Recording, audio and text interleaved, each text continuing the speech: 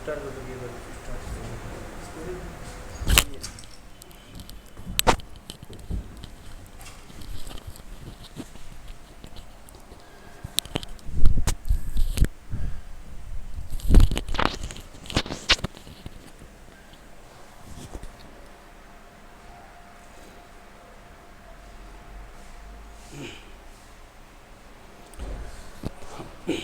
नमस्कार, स्वागत है आप सभी का।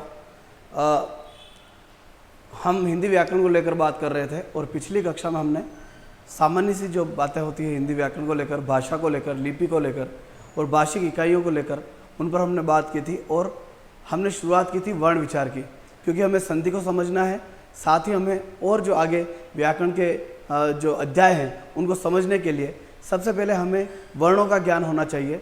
हमें वर्णों का, अक्षरों का ज्ञान हमें करना है। ध्वनियाँ क्या है उसको हमें समझना है। यदि हम ध्वनि और वर्णों का ज्ञान हमें हो जाता है तो हम संधि को बहुत अच्छे तरीके से समझ सकते हैं। साथ ही हम जो शब्द शुद्धि के जो प्रश्न हैं उनको भी हम अच्छे से हल कर सकते हैं। तो सभी का स्वागत है और हम शुरू कर रहे हैं आज की कक्षा। वर्ण विचार को लेकर हम आगे बात करेंगे। चलिए,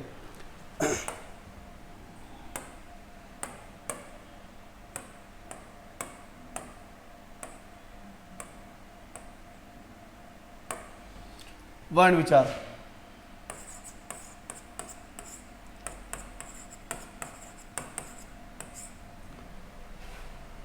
वर्ण विचार जो हमारा पहला अध्याय है,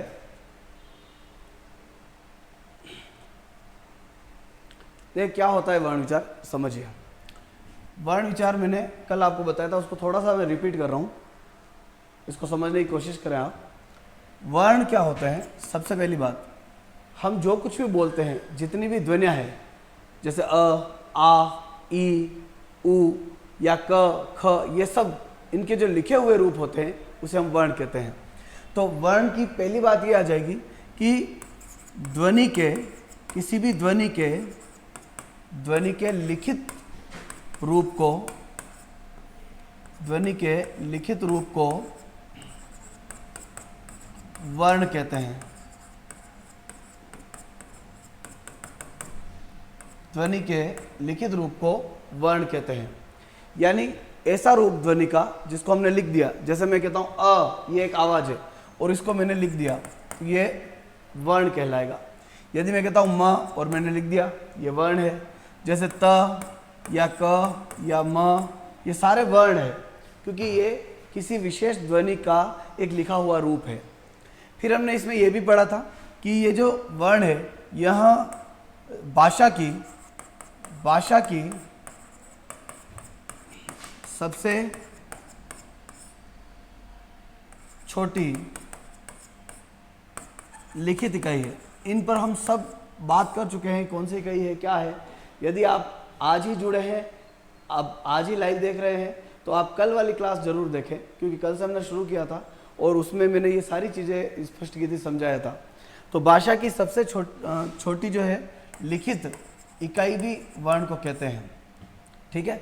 फिर हमने इसमें पढ़ा था कि वर्ण जो है, वर्णमाला में जो हमारी वर्णमाला है, अंग्रेजी में जैसे अल्फ़ाबेट होता है, वैसे वर्णमाला में वर्णों की संख्या जो है कितनी है? 44। यानी वर्णमाला में कुल वर्ण जो है वो 44 है। और ये जो 44 वर्ण है, ये वर्तमान में कितने हैं? जब हम वर्णमाला देखेंगे तो वर्तमान में इनकी संख्या आपको मिलेगी 52। यानी इसमें 8 और बढ़ गए। ये 8 कौन से बढ़े हैं इनकी भी बात करेंगे, लेकिन सबसे पहले हम पढ़ेंगे ये 44 कौन से हैं।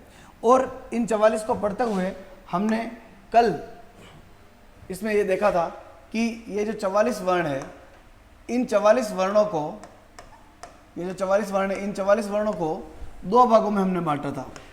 कल वाली क्लास हमने पूरी इसी पर आधारित थी और हमने इसको पूरा समझा था। मैं थोड़ा सा रिवीजन करवा रहा हूँ ताकि आपको सब कुछ याद आ जाए। 44 वर्ण है, इनको हम 2 भागों में बांटते हैं, स्वर और व्यंजन। कितने भाग होते हैं वर्णों के? 2, स्वर और व्यंजन। अब स्वर कौन से होते हैं? यदि हम स्वर की बात करें कि स्वर कौन से हैं और व्यंजन कौन से हैं, इन दोनों को यदि हम समझते हैं तो स्वर और व्यंजन की परिभाषा समझिए कि ऐसे वर्ण जिनका उच्चारण, कोई भी ऐसा वर्ण जिसका उच्चारण करते समय जो वायु है वो फेफड़ों से उठकर बिना किसी बाधा के बाहर आती है, कहीं पर नहीं रुकती यहाँ पर और सीधी बाहर आती है, उन्हें स्वर कहते हैं। जैसे मैं कहता हूँ अ, तो यहाँ पर हवा सीधी फेफड़ों से उठकर बाहर आती है, तो इसको हम क्या कहते हैं? स्वर कहते हैं। या फिर मैं कहता हूँ आ, ई, ए, तो इनमें हवा सीधी बाहर आती। जब मैं ये बोलूँगा क, तो गले में रुकेगी, प तो होठ पर रुकेगी, त तो दांत पर जाकर जीभ स्पर्श करेगी और वहाँ हवा रुकेगी। तो ये स्वर नहीं है, ये व्यंजन है। यानी जिनको बोलते समय श्वास वायु जो है वह फेफड़ों से उठकर मुख विवर से बाहर आते समय कहीं पर भी नहीं रुकती है, यानी बिना बाधा के निर्बाध रूप से बाहर आती है, तो उन्हें हम कहते हैं ये स्वर है। और यदि बाहर आते हुए वो कहीं ना कहीं रुकती है, किसी बाधा या अवरोध को पार करके फिर बाहर आती है, तो उन्हें हम व्यंजन कहते हैं। ठीक है, जैसे हम बोलते हैं क, तो गले में रुक रही है, प होठ पर रुक रही है, या त बोल रहे हैं तो दांतों पर रुक रही है, तो इन्हें हम क्या कहते हैं? व्यंजन। तो उच्चारण जो होता है इनका, स्वरों का जो उच्चारण होता है वो होता है निर्बाध। निर्बाध यानी कि बिना बाधा के, यानी कि बाधा रहित, बाधा रहित। और इसका जो उच्चारण है, व्यंजनों का उच्चारण जो होता है वो होता है बाधा सहित, यानी किसी बाधा या किसी अवरोध, किसी बाधा या अवरोध को पार करके व्यंजनों का उच्चारण होता है। किसी बाधा या अवरोध को पार करके किसका उच्चारण होता है? व्यंजनों का। दूसरी बात इसमें हमने ये पढ़ी थी कि ये जो स्वर होते हैं ये स्वतंत्र होते हैं। स्वर जो होते हैं वो स्वतंत्र होते हैं। क्यों स्वतंत्र? कैसे स्वतंत्र होते हैं? स्वतंत्र कैसे होते हैं?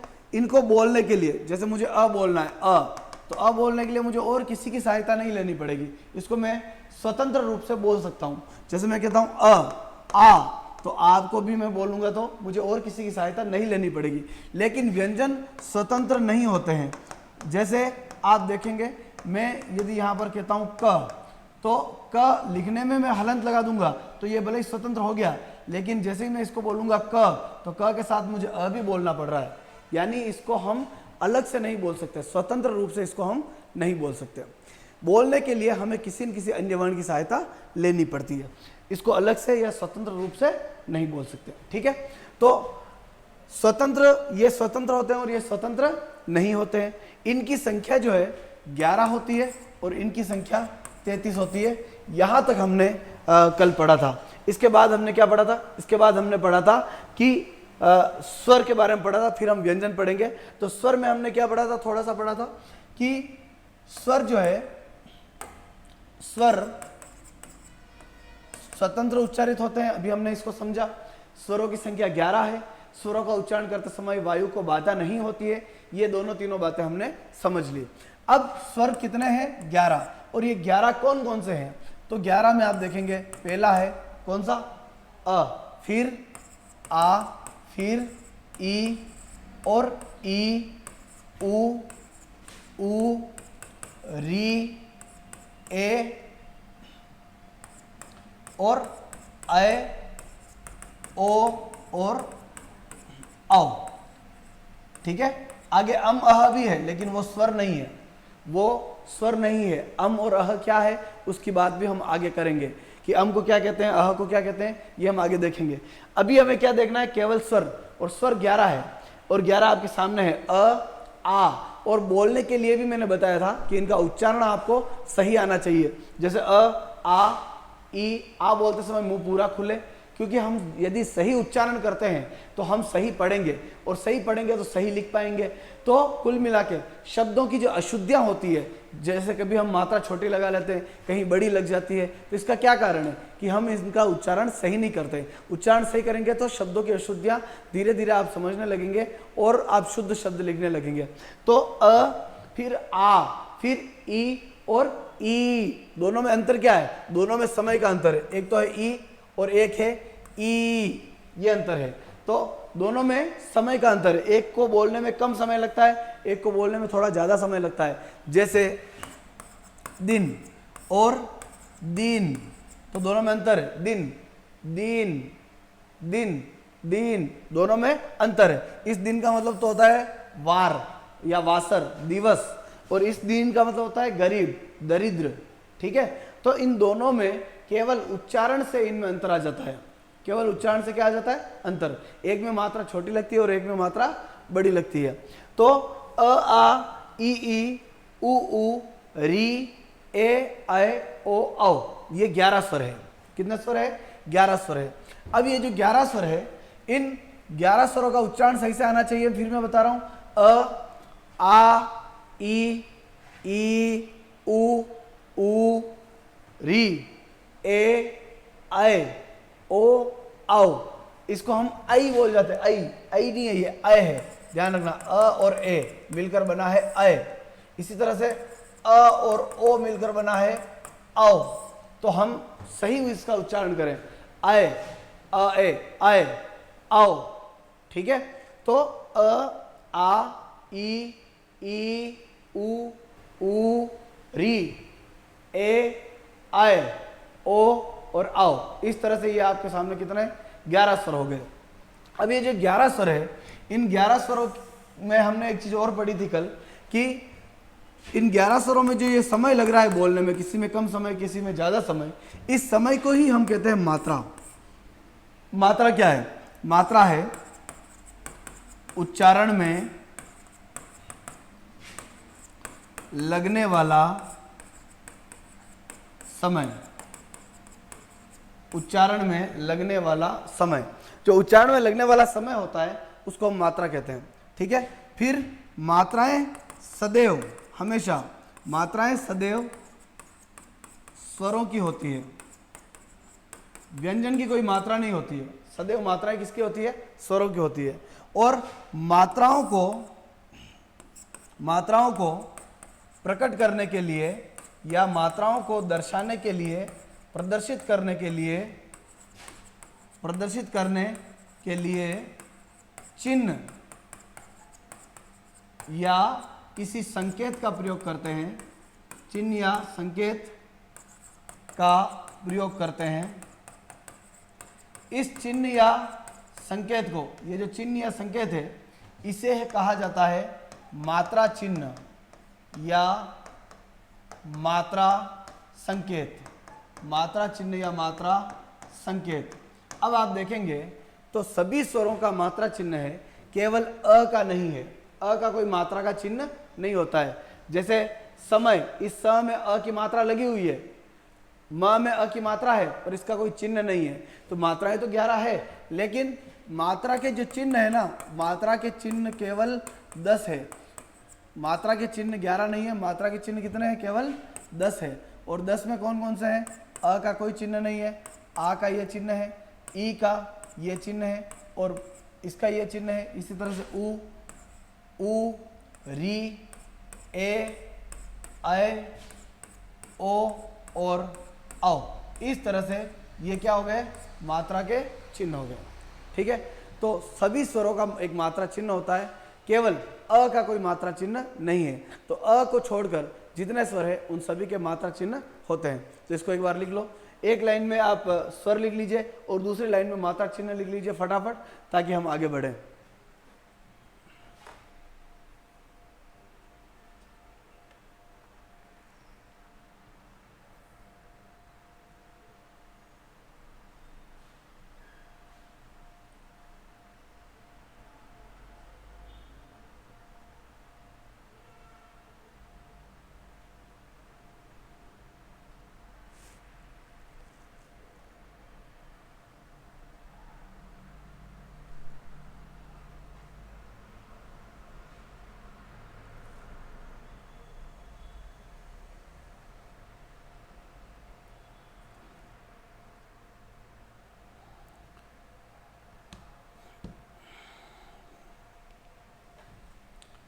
एक लाइन में आप सारे स्वर लिख लेंगे और दूसरी लाइन में आप लिखेंगे इनके मात्रा चिन्ह।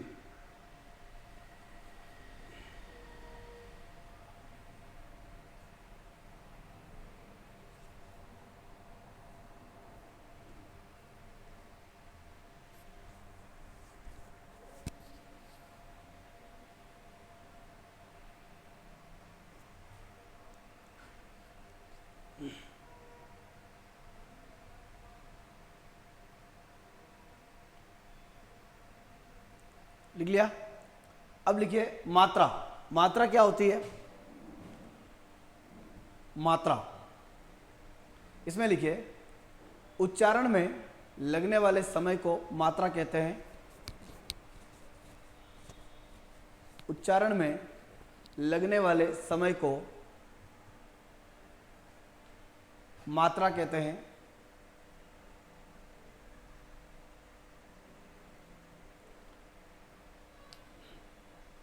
मात्राएं सदैव स्वरों की होती है। मात्राएं सदैव स्वरों की होती है।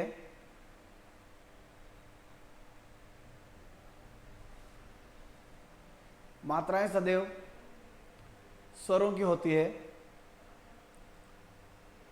मात्राओं को प्रकट करने या प्रदर्शित करने के लिए,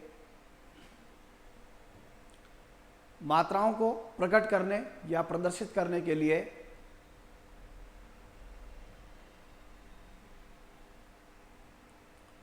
मात्रा चिन्हों या मात्रा संकेतों का प्रयोग किया जाता है। मात्रा चिन्हों या मात्रा संकेतों का प्रयोग किया जाता है।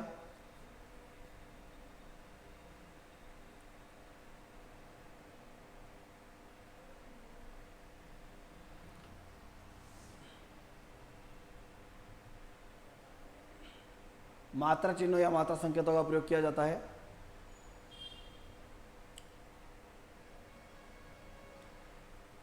मात्रा चिन्हों की संख्या, मात्रा चिन्हों की संख्या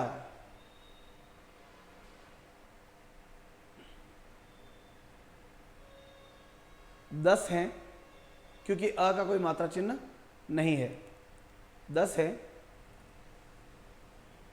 क्योंकि अ का कोई मात्रा चिन्ह नहीं है। ठीक है,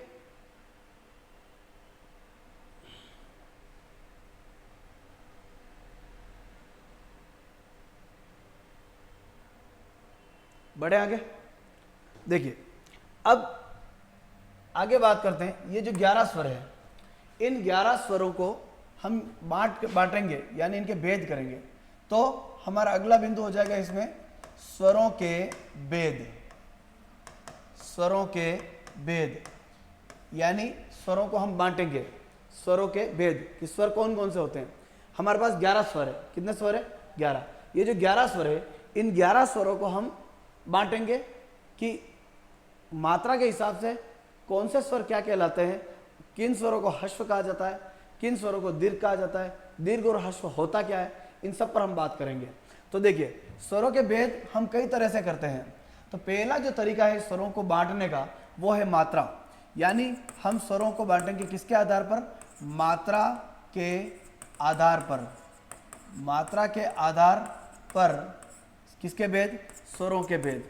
ठीक है, मात्रा के आधार पर हम स्वर पढ़ेंगे। तो मात्रा के आधार पर जब स्वरों की हम बात करते हैं तो स्वर 2 तरह के होते हैं। स्वर अपने पास कितने हैं? सबसे पहले तो 11, और 11 आपने अभी देखे थे, अ, आ, ई और ई, उ,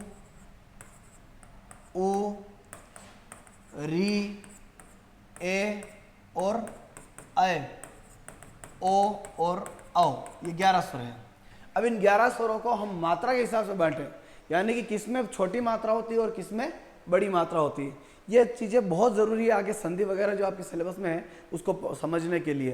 तो ये इन छोटी छोटी चीज़ों को समझना, शुरुआती जो हमारी कक्षाएं रहेगी 2-4 कक्षाएं, उनमें हम ये चीज़ें समझेंगे, वर्णों को समझेंगे, ध्वनि को समझेंगे, और फिर हम आगे आपके सिलेबस के अकॉर्डिंग जो भी अध्याय है उनको हम पढ़ेंगे। तो अ, आ, ई, उ, री, ए, ऐ, ओ, औ, ये जो है ये आपके 11 स्वर है। इन 11 स्वरों को हम मात्रा के आधार पर बांटेंगे। किसके आधार पर बांटेंगे? मात्रा के आधार पर। तो मात्रा के आधार पर ये जो 11 स्वर है ये 2 तरह के होते हैं। पहले जो है वो होते हैं हश्व स्वर। पहले कौन से होते हैं? हश्व स्वर। और दूसरे जो है वो होते हैं दीर्घ स्वर। समझना आराम से, हश्व स्वर और दीर्घ स्वर। अब हश्व स्वर क्या होता है? तो देखो हश्व स्वर क्या होता है, तो ध्यान दीजिए। हर्ष स्वर को आप एक और नाम है लघु स्वर भी कह सकते हैं। लघु, लघु यानी छोटे स्वर। लघु का मतलब आप इसको ये भी कह सकते हो छोटे स्वर। ठीक है। और दीर्घ को आप बड़े स्वर भी कह सकते हो, या इनको आप बड़े भी कह सकते हो, और इनको आप गुरु स्वर भी कह सकते हो, गुरु स्वर या फिर बड़े स्वर। तो लघु और गुरु, छोटे और बड़े, ह्रस्व और दीर्घ एक ही बात है। तो ह्रस्व कहो चाहे उसको दीर्घ कहो, लघु या गुरु या छोटे स्वर या बड़े स्वर। अब होता क्या इनमें देखो, इनको जब हम बोलते हैं ह्रस्व का जो उच्चारण करते हैं, तो इनके उच्चारण में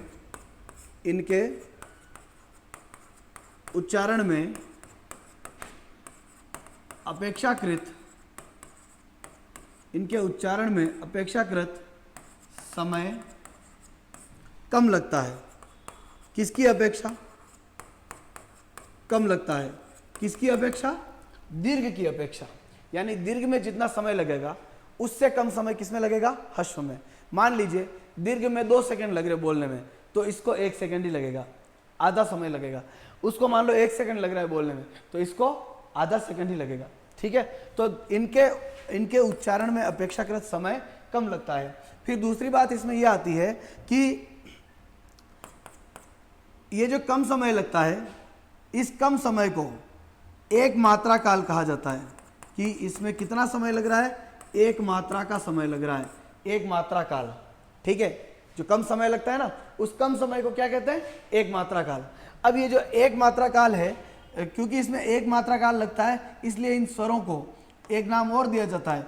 इन स्वरों को एक मात्रिक स्वर भी कहते हैं। यानी कि इनमें 1 मात्रा लगती है, ये एक मात्रिक स्वर भी है, ठीक है। एक मात्रिक स्वर भी इनको कहा जाता है। अब अगली बात इसमें यह आती है कि ये जो है ह्रस्व स्वर, इनका एक और नाम है, वो भी ध्यान रखना। इनको मूल स्वर कहते हैं, क्योंकि मूल यही थे, फिर इसके बाद वो और बने। शुरुआत में 4 ही मूल स्वर थे, तो मूल स्वर भी कहा जाता है। और ये स्वर कितने हैं? टोटल 4 है। यानी ह्रस्व स्वर या मूल स्वर या लघु स्वर कितने हैं? तो ये 4 है। और ये कौन कौन से हैं? तो अभी आपने जो आ देखे थे, उनमें से अ और ई और उ और री, ये 4 स्वर ऐसे हैं जिनको हम ह्रस्व स्वर कहते हैं, जिनको हम मूल स्वर कहते हैं, जिनमें 1 मात्रा का समय लगता है, जिनमें 1 मात्रा काल लगता है, इसलिए इनको एक मात्रिक समय भी कहते हैं। इनके उच्चारण में अपेक्षाकृत समय कम लगता है। तो मुझे लगता है ये ह्रस्व स्वर क्या होते हैं, ये सारी बात आपको समझ में आ गई होगी। आया समझ में? देखिए, फिर बात करें दीर्घ या गुरु या बड़े स्वर की बात करते हैं। तो दीर्घ, गुरु या बड़े स्वर की यदि बात करें तो ध्यान दीजिएगा कि दीर्घ स्वर को उच्चारण जब करते हैं, तो इनके उच्चारण में जैसे उनमें समय कम लगता है, तो इसमें समय अधिक लगेगा। इनके उच्चारण में समय अधिक, इनके उच्चारण में समय अधिक लगता है, समय अधिक लगता है, इनके उच्चारण में समय अधिक लगता है, ठीक है। और इसको आप ये भी कह सकते हो कि इनमें जो समय लगता है वो 2 मात्रा काल का है। कितना है? 2 मात्रा काल का। 2 मात्रा काल का है, इसीलिए इनको द्विमात्रिक स्वर भी कहते हैं। द्विमात्रिक स्वर भी इनको कहते हैं। जैसे इनको एक मात्रिक कहते हैं, तो इनको द्विमात्रिक स्वर कहते हैं। इसके बाद इनकी जो संख्या है, इनकी संख्या टोटल 7 है। अब ये 7 कौन कौन से हैं? तो ये आ जाएंगे आ, ई और उ, और बताइए और कौन सा बचे? ए और आए, ठीक है। फिर ओ और औ। इस तरह से कितने स्वर हो गए? 7। कितने हो गए? 7। इन 7 स्वरों को क्या कहा जाता है? दीर्घ या गुरु या बड़े स्वर इनको कहा जाता है, ठीक है।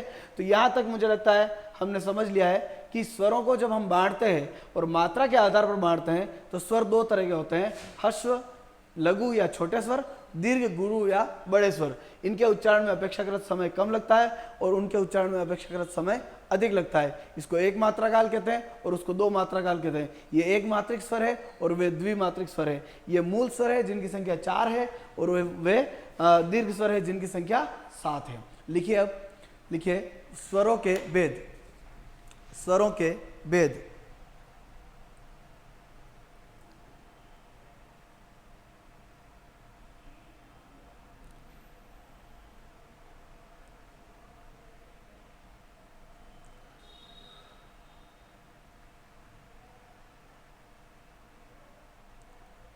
स्वरों के भेद लिखिए।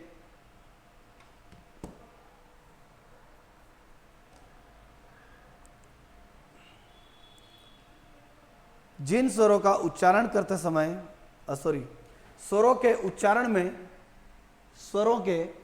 उच्चारण में या उच्चारण में लगने वाले, या हटा दो, या की जगह लिख लो, स्वरों के उच्चारण में लगने वाले समय, स्वरों के उच्चारण में लगने वाले समय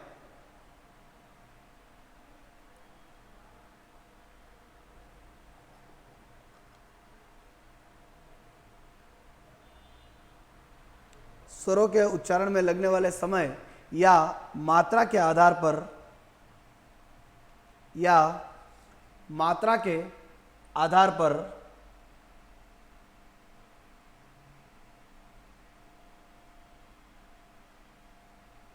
स्वरों के उच्चारण में लगने वाले समय या मात्रा के आधार पर स्वर दो तरह के होते हैं। मात्रा के आधार पर स्वर दो तरह के होते हैं।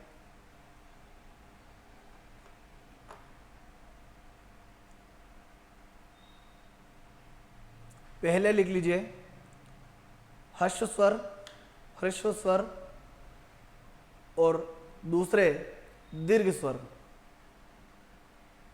हर्ष स्वर और दूसरे दीर्घ स्वर। हर्ष स्वर में लिखिए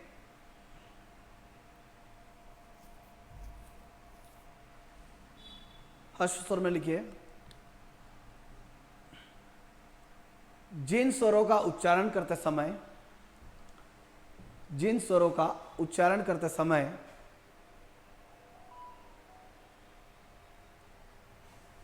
जिन स्वरों का उच्चारण करते समय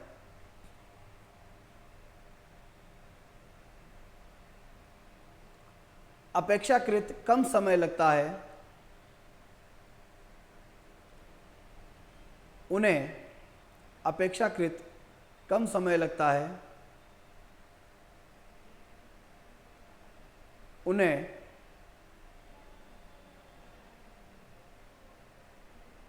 हर्ष स्वर कहते हैं। इन्हें लघु या मूल स्वर भी कहा जाता है। इन्हें लघु या मूल स्वर भी कहा जाता है।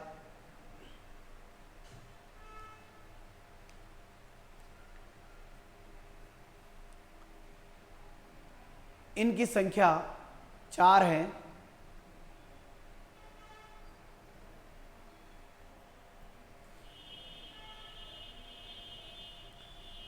इनकी संख्या 4 है।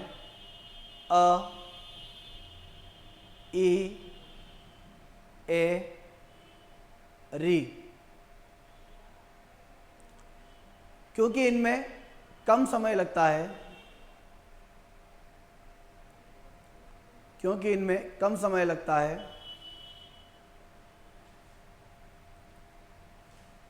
अतः कम समय को एक मात्रा काल भी कहते हैं। कम समय को एक मात्रा काल भी कहते हैं।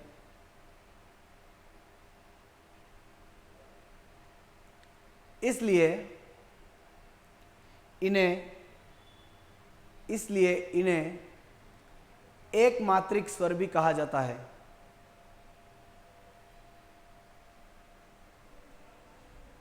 फिर नेक्स्ट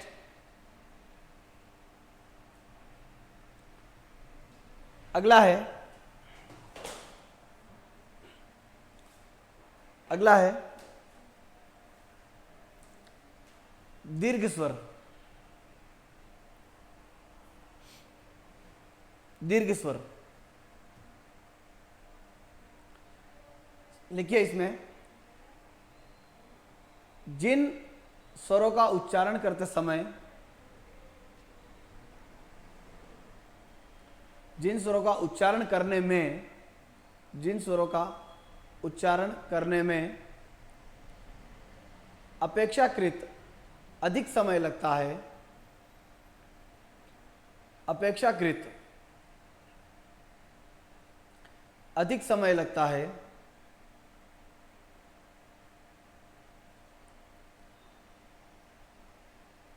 उन्हें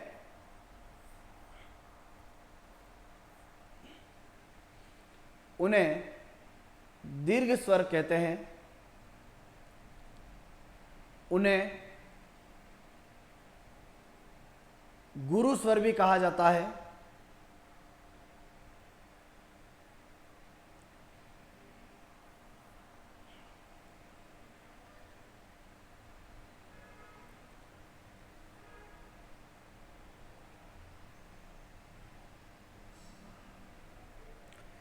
इनके उच्चारण में लगने वाले समय, इनके उच्चारण में 2 मात्रा काल का, यूं लिख लीजिए, इनके उच्चारण में 2 मात्रा काल का समय लगता है।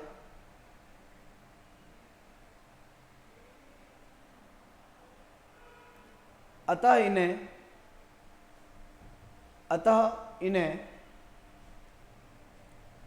द्विमात्रिक स्वर भी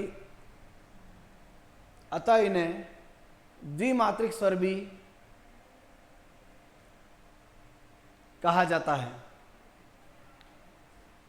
अतः इन्हें द्विमात्रिक स्वर भी कहा जाता है। इनकी संख्या 7 है।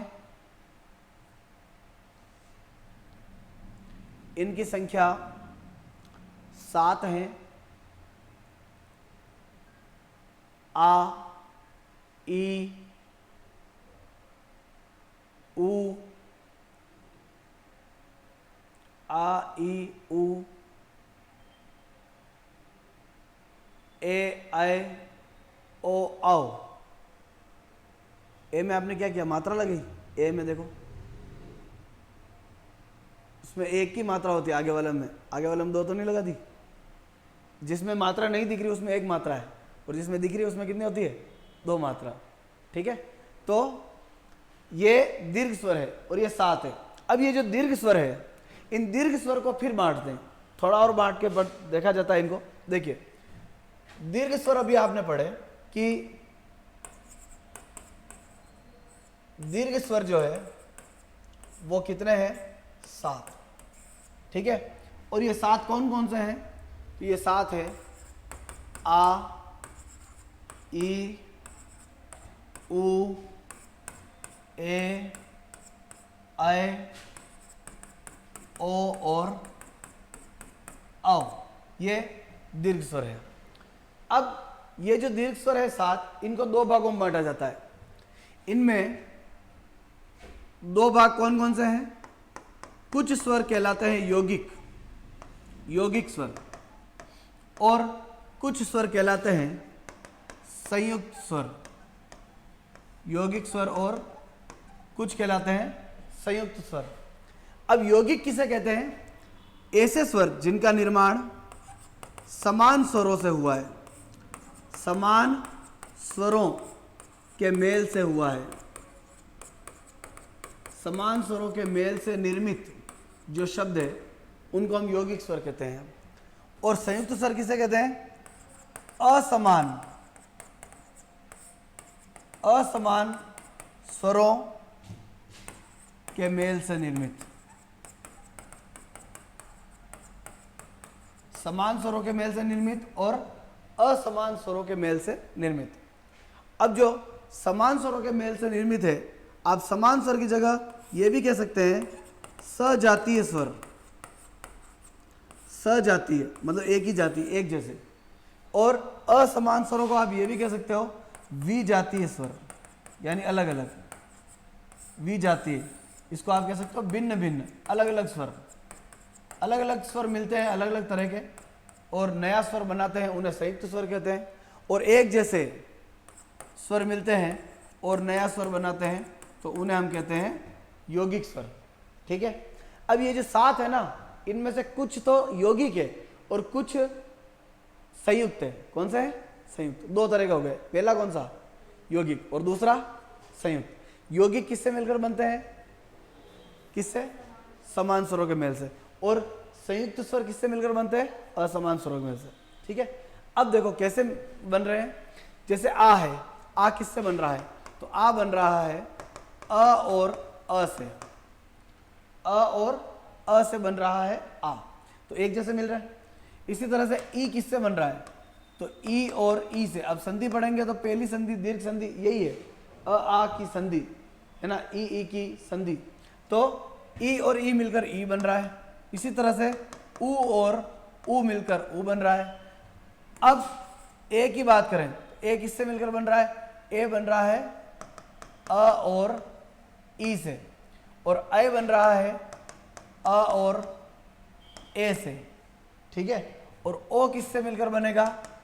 ओ बनेगा अ और उ से, और अ बना है अ और ओ से। तो ये अलग अलग मिल रहे हैं, इसलिए इनको क्या कहते हैं? संयुक्त स्वर, क्योंकि ये अलग अलग असमान स्वरों के मेल से निर्मित होते हैं। और जो समान स्वरों के मेल से निर्मित है इनको कहा जाता है यौगिक स्वर। क्या कहा जाता है? यौगिक। समझ में आ गया? दोनों में कोई दिक्कत नहीं? चलिए लिखिए, दीर्घ स्वरों को दो भागों में बांटा जाता है। दीर्घ स्वरों को दो भागों में बांटा जाता है। दीर्घ स्वरों को दो भागों में बांटा जाता है। लिखिए, पहले है, दो भागों में बांटा जाता है। पहले हैं यौगिक स्वर और दूसरे संयुक्त स्वर। यौगिक स्वर और संयुक्त स्वर।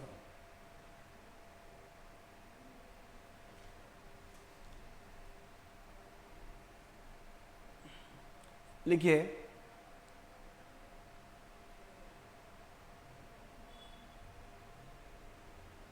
यौगिक स्वर में लिखिए, वे दीर्घ स्वर जिनका निर्माण, वे दीर्घ स्वर जिनका निर्माण समान स्वरों के मेल से हुआ है। वे दीर्घ स्वर जिनका निर्माण समान स्वरों के मेल से हुआ है,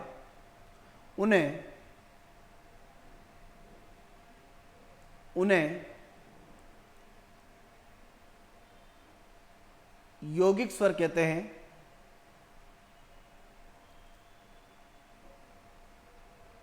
उन्हें यौगिक स्वर कहते हैं।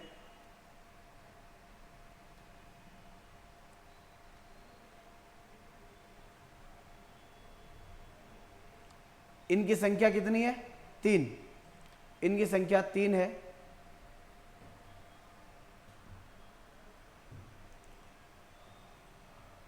तीनों लिख लो, आ, ई और उ, और ये किससे मिलकर बने ये भी लिख लो।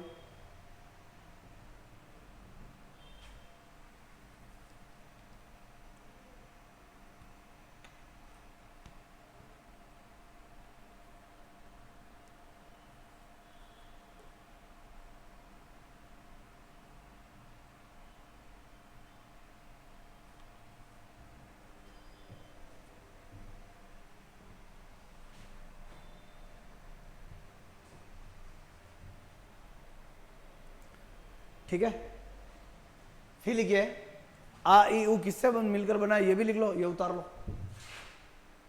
ये किससे मिलकर बन रहा है, लिख लिया। नेक्स्ट, फिर लिखिए, संयुक्त स्वर। संयुक्त स्वर,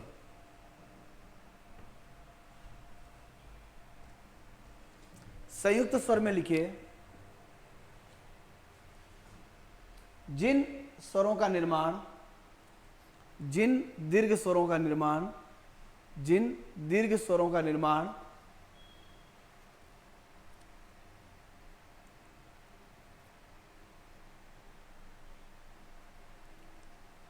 अलग अलग स्वरों के मेल से होता है, अलग अलग स्वरों के मेल से होता है, उन्हें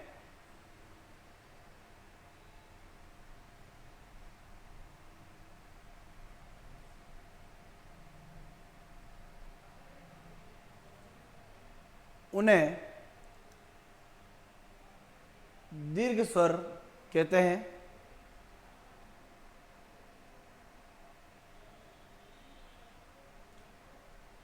सॉरी, संयुक्त स्वर कहते हैं, सही कर लीजिए, उन्हें संयुक्त स्वर कहते हैं। इनकी संख्या 4 है और ये चारों उतार लीजिए।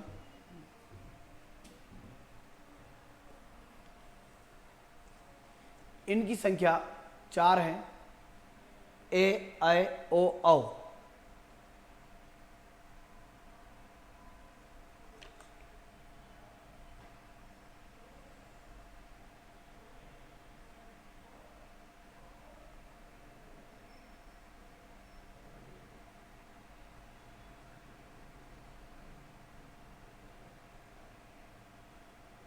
लिख लिया? चलिए देखिए, अब ये तो बात हो गई स्वरों के भेद, और ये स्वरों के भेद हमने किसके हिसाब से किए? मात्रा के हिसाब से। लेकिन स्वरों के भेद और भी तरीके हैं स्वरों के भेद करने के, तो हम उसको देखते हैं। ध्यान दीजिए, जैसे हम स्वरों के भेद करेंगे जीवा की स्थिति के आधार पर। हम अभी स्वर पढ़ रहे हैं, जीवा की स्थिति के आधार पर, जीवा की स्थिति के आधार पर हम स्वरों को पढ़ेंगे। तो जीवा की स्थिति के आधार पर जो स्वरों के भेद है, सबसे पहले तो यह समझना है कि जीवा की स्थिति क्या, इसका क्या अर्थ है। देखिए, हम जब कुछ भी नहीं बोल रहे हैं तो हमारी जो जीवा है वो एक सामान्य स्थिति में रहती है, उस स्थिति को कहते हैं मध्य स्थिति। और कभी कभी हम कुछ स्वरों को जब बोलते हैं तो बोलते समय जीभ अपने स्थान से उठकर आगे की तरफ जाती है, या बोलते समय जीभ अपने उस स्थान से उठकर थोड़ी पीछे खींचती है। तो जीभ के आगे, पीछे या बीच में रहने की स्थिति जो होती है, उसके आधार पर स्वर भी 3 तरह के होते हैं। हमारे पास 11 स्वर है। कितने स्वर है? 11। अब कभी कभी क्या होता है कि जैसे ये जो जीवा है, ये जीवा स्वरों को बोलते समय आगे जाती है, कभी कभी जीवा पीछे जाती है, और कभी बीच में ही रहती है। ठीक है, तो आगे जाती है, जिन स्वरों को बोलते समय जीभ आगे जाती है उनको हम अग्र स्वर कहते हैं। जिनको बोलते समय जीभ पीछे जाती है उन्हें हम पश्च स्वर कहते हैं। और जिनको बोलते समय जीवा न आगे जाती है न पीछे जाती है उन्हें हम मध्य स्वर कहते हैं। उन्हें हम क्या कहते हैं? मध्य स्वर कहते हैं। अब हमारे पास स्वर है 11, अ, आ, ई, उ, री, ए, ऐ और ओ और औ। ठीक है, 11 स्वर है। अब जैसे हम सबसे पहले बोलते हैं, बोल के देखो, अ, तो जीभ कहीं नहीं जा रही, न आगे न पीछे। तो जीवा की स्थिति के आधार पर 3 तरह के स्वर है। पहला कौन सा हो जाएगा? अग्र स्वर। दूसरा है मध्य स्वर। ये सामान्य सी बातें हैं जो आपको नॉलेज में होनी चाहिए, इसलिए बता रहा हूँ, इससे सीधे प्रश्न नहीं आएंगे, लेकिन आगे जो टॉपिक है वो समझने के लिए ये आपके लिए उपयोगी साबित होंगे। ठीक है, मध्य स्वर, और एक होता है पश्च स्वर। ठीक है, अग्र स्वर, मध्य स्वर और पश्च स्वर। जैसे अ को बोलते समय जीवा कहीं नहीं जा रही है तो ये मध्य स्वर है, लेकिन जैसे बोलेंगे आ तो जीभ थोड़ी सी पीछे खींचेगी तो वो हो जाएगा पश्च स्वर। जैसे बोलेंगे ई और जीभ आगे जाएगी तो ई और री, उ, ए, ऐ किससे बना है? अ और ई से, और ई में तो जीभ आगे जाती है, तो ए, ऐ, ओ और ओ किससे बना है? उ मिलने से बना है, तो उ में जीभ पीछे आती है, तो ओ में भी जीभ पीछे जाएगी। जैसे ई, और एकदम से बोल के देखो, ई, ओ, जैसे ओ बोलेंगे जीभ पीछे गई। तो जिन स्वरों का उच्चारण करते समय जीवा अपनी स्थिति में ही रहती है, सामान्य स्थिति में, उसे हम मध्य स्वर कहते हैं। जिन स्वरों का उच्चारण करते समय जीवा अपने स्थान से उठकर आगे की तरफ जाती है उन्हें अग्र स्वर कहते हैं, और जिन स्वरों का उच्चारण करते समय जीवा पीछे की तरफ आती है उन्हें पश्च स्वर कहते हैं। तो सामान्य रूप से ये वर्णों में ध्यान रखने वाली बात है। कभी कभी किसी परीक्षा में सिलेबस में यदि वर्ण विचार का टॉपिक भी दिया हुआ है तो फिर उसमें ऐसे प्रश्न भी पूछे जाते हैं। तो मैं थोड़ा सा इस तरह की छोटी छोटी चीज़ें सारी बता देता हूँ ताकि आप कभी किसी परीक्षा में बैठें और कभी आप आगे व्याकरण पढ़ें तो आपको कहीं पर भी समस्या नहीं आए, इसलिए मैं ये सारी छोटी छोटी चीज़ें आपको शुरुआत में बता रहा हूँ। फिर हम आपके सिलेबस के अकॉर्डिंग जो टॉपिक है उन पर आ जाएंगे। ठीक है, तो देखिए, लिखिए आप, जीवा की स्थिति के आधार पर स्वरों के भेद। जीवा की स्थिति के आधार पर स्वरों के भेद। जीवा की स्थिति के आधार पर स्वरों के भेद।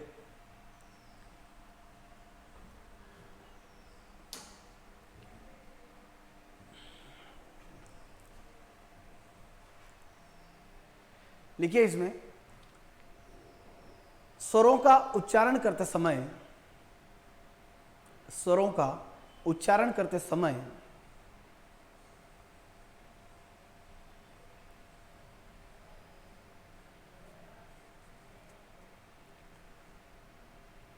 जीवा की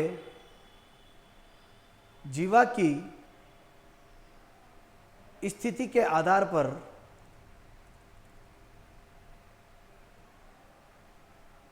जीवा की स्थिति के आधार पर स्वरों के 3 भेद हैं। जीवा की स्थिति के आधार पर स्वरों के 3 भेद हैं।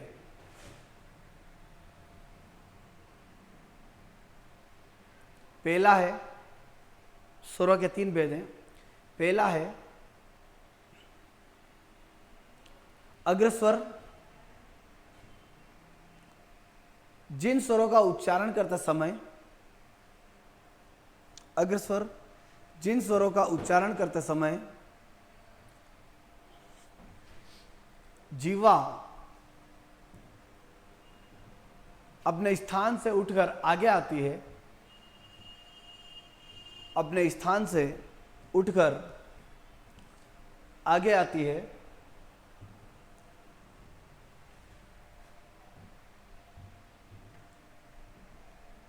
उन्हें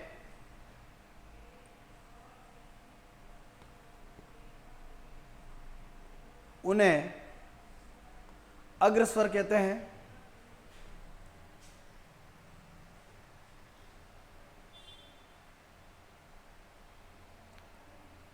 और अग्रस्वर में कौन कौन से स्वर है लिख लो।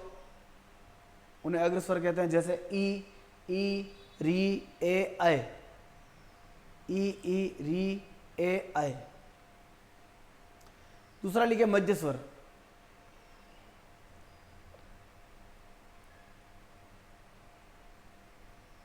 मध्य स्वर में लिखे जिन स्वरों का उच्चारण करते समय जीवा अपनी सामान्य स्थिति में रहती है, जिन स्वरों का उच्चारण करते समय जीवा अपनी सामान्य स्थिति में रहती है,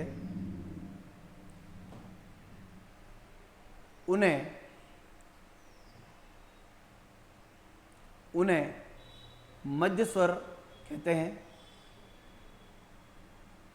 जीवा अपनी सामान्य स्थिति में रहती है, उन्हें मध्य स्वर कहते हैं। और इसमें एक आएगा अ। फिर अगला लिखिए पश्च स्वर। पश्च स्वर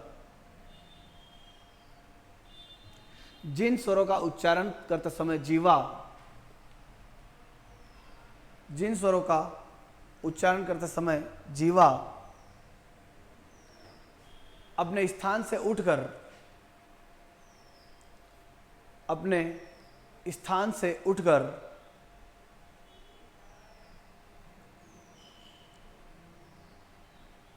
पीछे की तरफ जाती है, उन्हें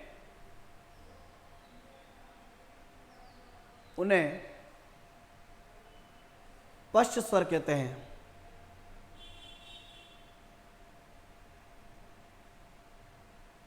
उन्हें पश्च स्वर कहते हैं। और इसमें आ, उ, ओ और औ ये आ जाएगा। तो हमने बात की आज वर्ण विचार की।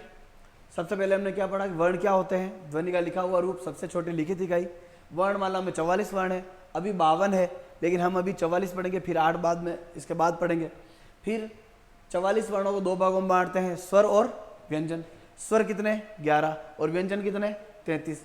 स्वर के उच्चारण में बाधा नहीं होती है और व्यंजनों के उच्चारण में बाधा होती है।